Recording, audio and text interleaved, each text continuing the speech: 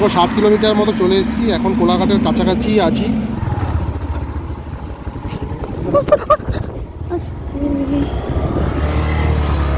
নতুন একটা sea beach যেখানে কেউ নেই।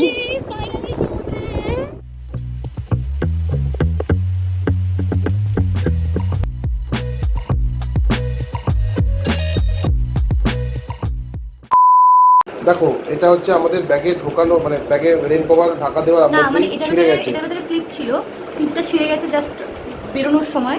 তো আমরা তুরন্ত কিছু করার নেই, আমি যেরকম সেলাই পারি কাছে আমি সেরকম সেলাই করছি, করে নিচ্ছি, কারণ আমাদের বেরোতে হবে। আর এখন টাইম কটা তোমরা একটু দেখে নাও, দেখতে পাচ্ছ নিশ্চয়ই। এখন বাজে হচ্ছে 1:30 বাজতে যায় 1:20, ঠিক আছে? তো তোমরা বুঝেই গেছো যে আমরা আজকে আবার কোথাও একটা যাওয়ার উদ্দেশ্যে বেরোচ্ছি। কোথায় যাচ্ছি কী বৃত্তান্ত সেটা তো তোমরা থাম্বনেল লেগে অলরেডি গেস করে নিয়েছো। এখন যেটা তোমাদের সাথে আমরা শেয়ার করব সেটা হচ্ছে এই যে 500 টাকা 3টে নোট নিয়ে আমরা আজকে বেরোবো। তোমরা তো জানো যে আমাদের প্রত্যেকটা ট্যুর এখন যা হচ্ছে সেটা হচ্ছে বাইকে করে হচ্ছে, কিন্তু বাইকে করে হলেও আমরা কিন্তু এবার একটা বাজেট ট্যুর করবো। ইভেন আমরা কোথায় থাকছি, কত লিটার তেল খরচা হচ্ছে, এক্সেট্রা এক্সেট্রা, মানে একদম ইচ অ্যান্ড এভরি ডিটেলস তোমাদেরকে আমরা ভিডিও শেষে বলে দেবো। কিন্তু এখন আমাদের মেন মোটিভ হচ্ছে 3টে পাত্তির মধ্যেই কিন্তু মানে পুরো ঘোরাটা কমপ্লিট করতে হবে। সময় নষ্ট না করে আস্তে আস্তে আমরা বেরিয়ে পড়বো। এখন ঘড়িতে প্রায় 1:30 বাজতে যায়। আমরা মোটামুটি রেডি হয়ে গেছি, আমাদের ব্যাকপ্যাকও রেডি হয়ে গেছে। জানি না এটাতে কি হবে, বাট আমরা ট্রাই করবো, ঠিক আছে? আমরা দুজন কিন্তু, হ্যাঁ, এটা কিন্তু পার হেড নয়, ট্রাই করবো এটার মধ্যে খরচাটা করার। এইবার যেটা মেন ব্যাপার, যে দীঘা যাচ্ছি শুধু নয়, দীঘা তো মোটামুটি সবাই চলে গেছো, যেটা মেন দেখার সেটা হচ্ছে জগন্নাথ মন্দির। মানে আগে আমরা পুরীতে দেখেছি, এবার আমরা দীঘায় দেখবো। নর্মালি তোমরা তো জানো অনেক ডিটেলস হয়তো পেয়েও গেছো, কিন্তু যেই ডিটেলসগুলো পাওনি, মানে নর্মালি খোলার সময় একটা রুলস থাকে, আর যখন চলতে থাকে তখন রুলস চেঞ্জ হয়। তো আমরা সামনে রথ আসছে, আবার এক্স্যাক্টলি সামনে আবার রথ আসছে। তো রথের মধ্যে আবার কি নতুন নতুন রুলস হচ্ছে, আরও কিছু যদি ডিটেলস পাই সেগুলো প্রত্যেকটা তোমার, ইভেন ওখানকার হোটেল ভাড়া কি হতে চলেছে, এই প্রত্যেকটা ডিটেলস আমি তোমাদের সাথে শেয়ার করবো। ওদিকে ঘুরে নাও। আর হচ্ছে দীঘার, আমি নিচে বসে আছি, দীঘার অন্য কোথাও এবারে যাবো না। এবার একটা আমরা শুধু জগন্নাথ মন্দির যাচ্ছি, এক রাত থাকছি, দেন ব্যাক করছি। তোমাদের যা যা ইনফরমেশন দেওয়ার সবগুলো দেবো, আর তারপর তো কথা হচ্ছে আমাদের সাথে, ঠিক আছে? চলো দেখতে থাকো। আর যারা এখনো সাবস্ক্রাইব করোনি আমাদের চ্যানেলটা সাবস্ক্রাইব করে দাও, আজকের ভিডিওটা লাইক করে দাও। ইয়েস, আর যদি কোনো জায়গায় কিছু বলতে ইচ্ছে করে কমেন্ট বক্সে কমেন্ট করে দিও। তো চলো এবার শুভ যাত্রাটা একদম শুভভাবে স্টার্ট করি।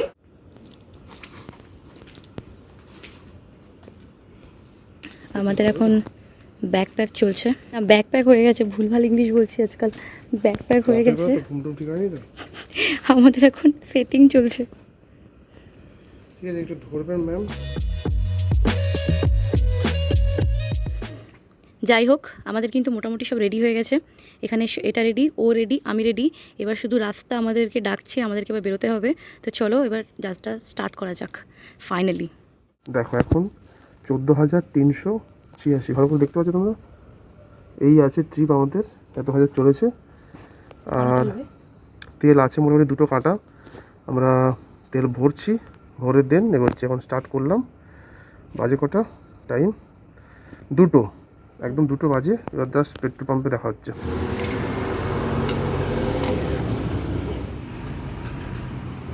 যতবারই বুবাই তেল ভরে একটা জিনিস খুব ফিল করেছি, যে পেট্রোলের গন্ধটা এত টানে না, মারাত্মক। এর অবস্থা দেখো, পাগল, না সরি পাগল না, মাতাল। মানে ও ভুলেই গেছে, মাতাল এমন হয়েছে যে কোথায় টয়লেট করতে হবে, এখানে টয়লেট করতে যাচ্ছে। মানে অবস্থা দেখো শুধু। আমরা মোটামুটি তেল ভরলাম 502 টাকা মতো, কারণ অলরেডি আমাদের তেল ছিল। আর আমরা হিসাব করে নিয়েছি, কারণ আমাদের যেটুকু লাগবে সেইটুকুই ভরছি, এক্সট্রা কিছু ভরছি না। যদি বাই চান্স লাগে তো রাস্তার মধ্যে সেটা ফিল করে নেবো আর কি, ঠিক আছে? তো চলো, আবার সিগন্যাল, কলকাতা মানে তো ফুল অফ সিগন্যাল। এই ভিডিও শেষে পুরো বাজেট দিয়ে দেবো, তাও যেতে যেতে যেটুকু মনে হয় তোমাদেরকে বলতে থাকবো, ওকে? এখন বাজে 2:36 আর আমরা দ্বিতীয় হুগলি সেতু পেরোচ্ছি। এদিকটা সুন্দর গঙ্গা আছে। আমরা সাধারণত যখনই দীঘা গেছি বাসে করে গেছি, এই ফার্স্ট টাইম বাইক নিয়ে যাচ্ছি, তাও আবার রাতে বেরিয়ে। এবার বলি, বাসের ভিডিও তোমরা দেখেছো, আর বাইক চালিয়ে মানে নিজে ড্রাইভ করে যাওয়া, এটা একটা কিন্তু বড় মেডিটেশন। আর নিজের গাড়িতে করে গেলে মানে চালিয়ে যাওয়া, যে কোনো, সে বাইক হোক বা 4 হুইলার হোক, কোনো অসুবিধে নেই। কিন্তু নিজে ড্রাইভ করে যাওয়াটা একটা সুবিধে। কোথাও দাঁড়িয়ে টুক করে একটু টয়লেট করা বা চা কফি খাওয়া, এটা একটা প্লাস পয়েন্ট আছে। এখন বাজে 2:44 আর আমরা সাঁতরাগাছি চলে এসেছি। এটা এখন আমরা বেরোচ্ছি। রাস্তায় দেখো শুধু ট্রাক আর ট্রাক, নর্মাল ব্যাপার। মোটামুটি রাত্রিবেলা ট্রাভেল করলে গাড়ি কম থাকে, কিন্তু লরি ট্রাক মানে বড় বড় যেগুলো আর কি থাকে সেগুলো 6 চাকা 12 চাকা সেই সব ট্রাকগুলো বেশি থাকে। তো ব্যাস এইটুকুই থাকে, নর্মালি আর কোনো সমস্যা নেই। আর প্রচণ্ড ধুলো এই জায়গাটা, মারাত্মক ধুলো। এখন বাজে 3:01 আর আমরা ধুলাগড় টোলের কাছাকাছি চলে এসেছি। সেটা ক্রস করিনি এখনো, করবো, সামনেই রয়েছে। তোমরা দেখিও তো বুঝতে পারছো। সোহিনী একটা কথা বললো, তোমরা খেয়াল করেছো কিনা জানি না, ধুলো খেতে খেতে ধুলোগড় চলে এলাম। এটা কিন্তু পয়েন্ট করো, ভালো কথা। এই ভিডিও দেখে তোমরা একদমই ভাববে না যে আমরা বাইক নিয়েই সব জায়গায় যাব, সেটা একদমই নয়। আমরা কখনো কখনো বাস বা ট্রেনে করেও যাব, কারণ আমরা মনে করি যে যেখানে যেটাতে গেলে সুবিধে হয় সেই ভিডিও তোমাদের সাথে প্রেজেন্ট করা জড়িয়ে যাচ্ছে। একটু আগে নর্মালি ক্যামেরাটা বন্ধ ছিল, তখন রাস্তার মধ্যে কি গাছপালা ফেলে রেখে চলে গেছে। হ্যাঁ, মানে হঠাৎ করে না দেখলে বুঝতে পারবে না, দূর থেকে বোঝা যাচ্ছে না, দূর থেকে মনে হচ্ছে না গাছের ছায়া পড়েছে। সামনে আসলে একমাত্র বোঝা যাচ্ছে যে ওটা হচ্ছে গাছের ডালগুলো রাস্তার মাঝখানে পড়ে রয়েছে, আবার কি বালতি ফালতি বসে চলে গেছে। মানে ভাবো এরকম একটা হাই রোড আর তার মাঝখানে এরকম একটা চপ্প আর কি।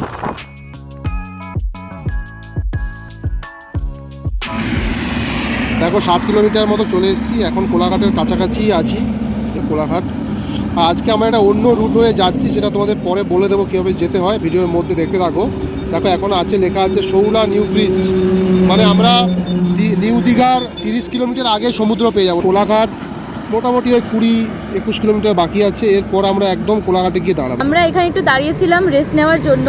তাহলে তোমরা তো দেখলে মোটামুটি বুবাই এখানে আমার ম্যাপ ট্যাপ ফিক্স করে নিয়েছে। 60 কিলোমিটার অলরেডি আমরা চলে এসেছি। এখনও আর কত কিলোমিটার বাকি আছে?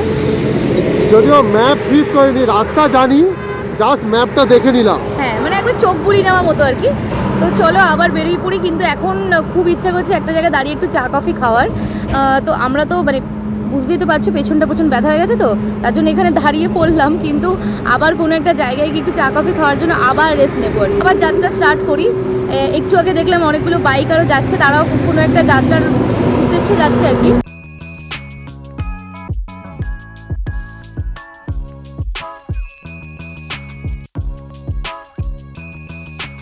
এর মধ্যে আমাদের অনেকগুলো জায়গায় যাওয়ার প্ল্যান হয়েছে, তার মধ্যে পুরুলিয়া ছিল। তো কেন জানি না, যেমন আস্তে আস্তে প্ল্যান হয়েছে, আস্তে আস্তে সেগুলো ক্যান্সেলও হয়ে গেছে। তো একমাত্র সাডেন প্ল্যান দীঘায় কিন্তু আমাদের যাওয়া হচ্ছে।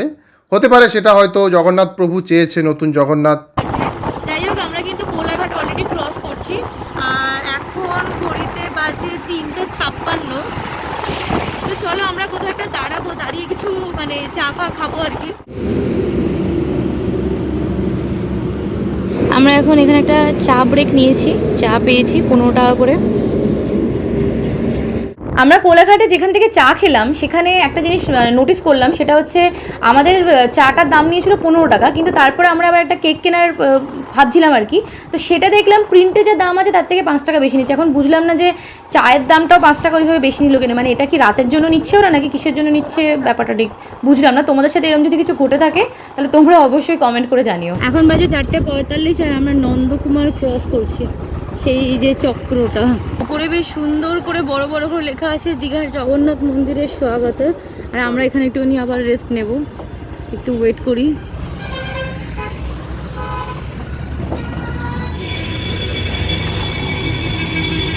ঠিক আছে, নন্দকুমার এসে গেছি। প্রায় আমরা কত কিলোমিটার হবে, 110-20 কিলোমিটার চলে এসেছি। এবার এখান থেকে রাস্তাটা একটু ছোট হয়ে যাবে, টাইম বেশি লাগবে। আমরা একটা কন্টাই থেকে তোমাদের একটা নতুন রাস্তা চেনাবো, সেই রাস্তাটা ধরে তোমরা যাবে। তোমরা দীঘা যাওয়ার 30 কিলোমিটার আগে থেকে তোমরা সমুদ্র পেয়ে যাবে। মানে আমরা সমুদ্রের উপর দিয়ে মানে পাশ দিয়ে যাব, মেরিন ব্রিজ হয়ে যে নতুন রাস্তাটা হয়েছে ওই রাস্তা হয়ে যাবো।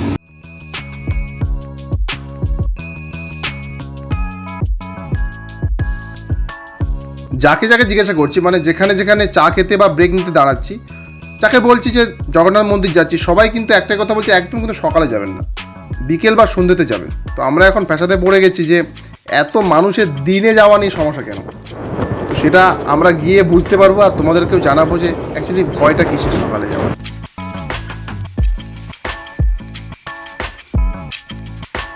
নন্দকুমারের পর যেহেতু রাস্তাটা শুরু হয়ে যাচ্ছে, সেহেতু একটু সাবধানে চালাতে হবে আমাদের। গতি আমি মোটামুটি চেষ্টা করি 60-65 মধ্যে রাখার, আর এই রোডে তো আরও কমে গেছে। 40-50-এ যাচ্ছি। আবার দেখো মাঝে এত গাড়ি, সরু রাস্তা, তো সমস্যা হচ্ছে, বাম্পার আছে মাঝে মাঝে।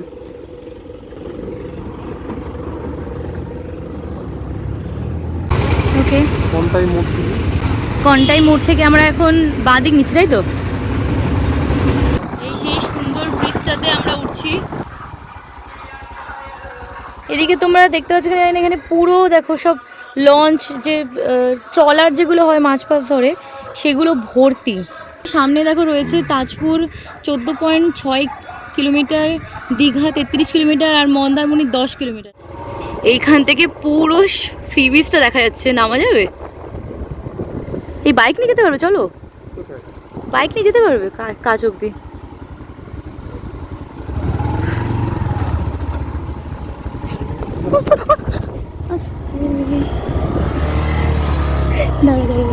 আমরা ভেবেছিলাম বাইকটা নিয়ে নিচে নামবো, কিন্তু এইখানে এমন বালিটা, আমরা পুরো সাইড হয়ে হাফ শুয়ে পড়ছিলাম, তো অনেক কষ্টে আবার জেগে উঠেছি। এই যে দেখো এখানটা দেখো পুরো। যাই হোক, আমরা আমাদের রথকে এখানে আপাতত করে আমরা একটু সামনের দিকে যাই। মানে তোমরা যদি ওইদিকে রাস্তা দিয়ে আসো তাহলে কিন্তু ডিরেক্ট এই জায়গাটা তোমরা আসতে পারবে, আর না হলে সেই বাসের রাস্তা হয়ে তোমাদের অনেকটা ঘুরে ঘুরে আসতে হবে। এটাও কিন্তু হালকা ঘুরতে হবে, কিন্তু তাও একদম সি বিচের সামনে দেখো। আর এইটা ধরেই কিন্তু আমরা ফার্স্টে মন্দারমণি, তারপরে তাজপুর, আর তারপরে হচ্ছে একদম ডিরেক্ট দীঘা পৌঁছাবো। হ্যাঁ, এগুলো সবই ড্রাই বালিগুলো। আমরা লাস্ট তো নন্দকুমারে দাঁড়িয়েছিলাম, তোমরা দেখেছো। তারপরে একটা মানে ধাবার মতো, ওটা রাস্তা ধারে, ওই কাঁথির একটু আগে দাঁড়িয়েছিলাম। ওখানে একটা ঘটনা ঘটেছে, মানে ভিডিও যে করবো ওই মানে মানসিকতা হারিয়ে ফেলেছিলাম, মানে এমন মুডটা খারাপ হয়ে গেছিল, সেই কারণে তোমাদের দেখাতে পারিনি। ওখানে হয়েছে কি, আমরা ফার্স্ট নেমে বলছি কচুরি জাতীয় কিছু হবে, বলছে না ঘুগনি পুরি হবে। আর কচুরিটা মানে আটা মাখানো আছে, এক্ষুনি করে হয়ে যাবে। তো ঠিক আছে, তাহলে আমরা ঘুগনি মুড়ি খাই, দেন ওটা বানিয়ে দেবে। হঠাৎ করে যিনি ছিলেন তার হাজব্যান্ড আর ওয়াইফ, তিনি ওয়াইফ এসে বলছে যে কালকে রাতের পরোটা আছে, ওটা কি একটু রুটি আছে, তো ওটা কি একটু গরম করে দিয়ে দেবো? সৈনী বলছে তেলে ভেজে দিয়ে দেবো। সৈনী বলছে না। তারপরে ঘুগনি মুড়িটাই দিতে বললাম, ঘুগনি মুড়ি দিয়েছে। তার আগে সৈনী দেখেছে যে একটু ঘুগনিটাকে টেস্ট করে নিল, আর শুধু বারবার বলছে যে গরম যা পড়েছে। ঠিক আছে, ঘুগনি মুড়ি দিয়েছে, টেস্ট করেছো, হয়তো নুনটা টেস্ট করছো, অনেকে টেস্ট করে তো রান্না করার পর। তো আমি সেটাই ভাবলাম আর কি, কিন্তু তারপরে হয়েছে কি, আমাদের দেওয়ার পর জাস্ট মুখে তুলতে যাবো, আমার ঘুগনিটার ওপরে এত মশলা দিয়ে দিয়েছে বুঝতে পারবে না। আমাদের তো জিভ ধরা পড়েই গেছে, মানে আর গন্ধ যা করছে। বললাম কাকিমা এটা কিন্তু নষ্ট হয়ে গেছে, কী করে দিলে এটা? নষ্ট হয়ে গেছে, এই রে কালকে তো 10টার সময় করেছি তখন বলছে। ঠিক আছে, তা বাদ দিয়ে আবার ডিম টোস্ট দিল, সেখানেও আবার দাম প্রচুর বেশি বলছে, 45 টাকা করে বলছে। হ্যাঁ, দুটো ডিম দিয়ে করে দেবে নাকি? হ্যাঁ বলছে। তো আমরা তারপর বললাম ঠিক আছে, একটা যেহেতু নেমেছি ওখানে, ওদের মনুষ্যত্ব না থাকতে পারে, আমাদের তো মনুষ্যত্ব আছে, তো সেই কারণে হ্যাঁ সেই কারণে একটা টোস্ট খেলাম, ওটা ভালো ছিল, খারাপ নয়। তো এইরকম মানুষ, একটা কথা বলি, মানে তুমি টাকা নিচ্ছ, তুমি সঠিকটা দাও। আজকে যদি তোমাকে ওই ঘুগনিটা কেউ খেতে দেয়, তুমি কি সেই ঘুগনিটা ওটা খেতে পারতে? তুমি কি করে বাইরের একজনকে খেতে দিচ্ছ, যারা এখানে গেস্ট আসছে তোমাদের? তো তারা কলকাতায় গিয়ে, তারা বাইরে গিয়ে তোমাদেরকে কি বলবে যে একটা জায়গায় গেছিলাম, ওখানে গিয়ে এরকম খাবার দিয়েছে এইরকম, তাহলে আর কি কোনোদিন ওই ধাবাতে মানে নামবে কেউ? এটাই বলার ছিল। আর আমরা এখন নতুন একটা সি বিচ, যেখানে কেউ নেই, যদিও এটা দীঘা এখনো নয়, এখন দীঘা বহুত দূর হ্যাঁ। তো আমরা জাস্ট একটা নিরিবিলি সমুদ্রের সি বিচে একটু হাঁটাচলা করছি, তারপরে আবার বেরিয়ে যাবো। দেখো একদম ফাঁকা, কেউ যদি মনে করে এখানে গাড়ি নিয়ে এসে স্নান করে আবার চলে যাবে, বিন্দাস হবে। দেখো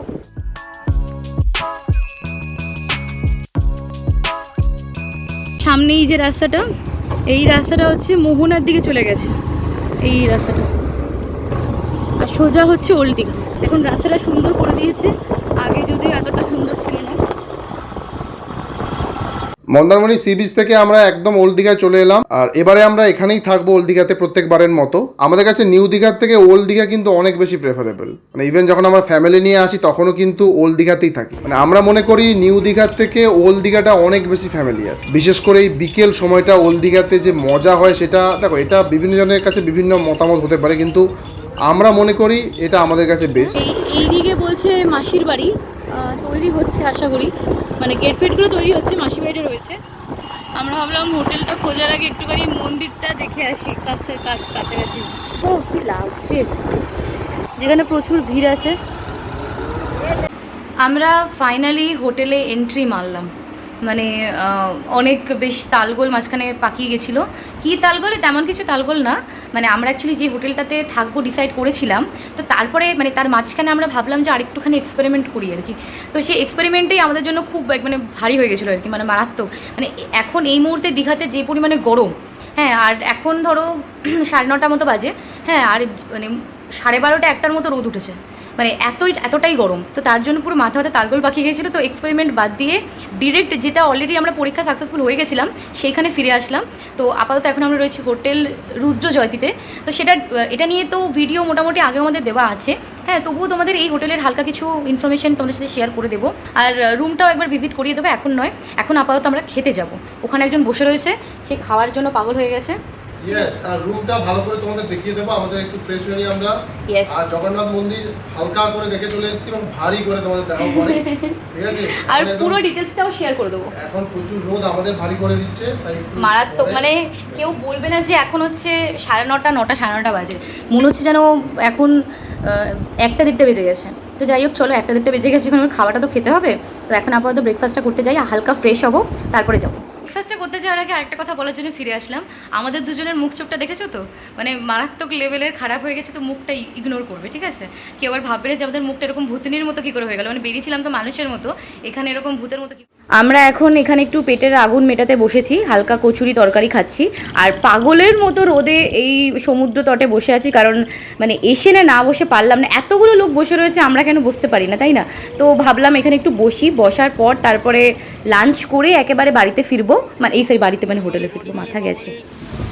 দেখো, আমরা এখন যেখানে খেতে বসেছি 65 টাকা করে সবজি ভাত, একদম আমাদের হোটেলের কাছেই। দেখো, একটা সবজি দিয়েছে, পাঁপড় ভাজা রয়েছে, ডাল আর পটলের তরকারি, সবজি। আর যদি ডিম নিতাম, আমরা মাছ মাংস একদমই খেলাম না, আমরা ডিম নিলে 85, হ্যাঁ, আর মাছ নিলে আরও দেখি। আমরা এই 65 দিয়ে ঠিক আছে। ভালো লাগছে তো? অনেকদিন পর বলো। আমি এসেছিলাম 2023-এ, মানে এখনই কত লোক হয়েছে দেখো, আরো লোক হবে। সমুদ্রটাকে নিয়ে জগন্নাথ ধামে লেখা, এখনো মন্দির নয়, এটা মন্দির তোমরা সকালে দেখেছো, এখন এটা মাসির বাড়ি তৈরি হচ্ছে। আমরা হচ্ছে মানে ছোট থেকে যত বছর এখানে আসছি, যেখানে যার কাছে চা খাই, একজনের কাছে চা খাই আমরা এখানে গেলে, কফি খেলে। তোমরা আসলে খেতে পারো।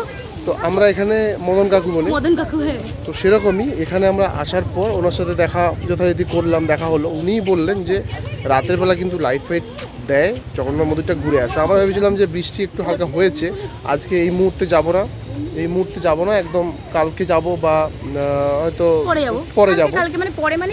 কাল সকালে হয়তো দেখিয়েই তারপর বেরিয়ে যাব, হ্যাঁ, এই ভেবেছি, দেখে বেরিয়ে যাব তোমাদেরকে। কিন্তু যদি বললো যে রাতের বেলা, তখন আমরা ভাবলাম যে হ্যাঁ, এটা কিন্তু সত্যি, রাতে গেলে যে লাইটের ব্যাপারটা থাকে সেটা কিন্তু সবসময় পাবো না, তো সেই কারণে আমরা এখন সি বিচ ধরে হাঁটতে হাঁটতে চলে যাচ্ছি জগন্নাথ মন্দিরের দিকে।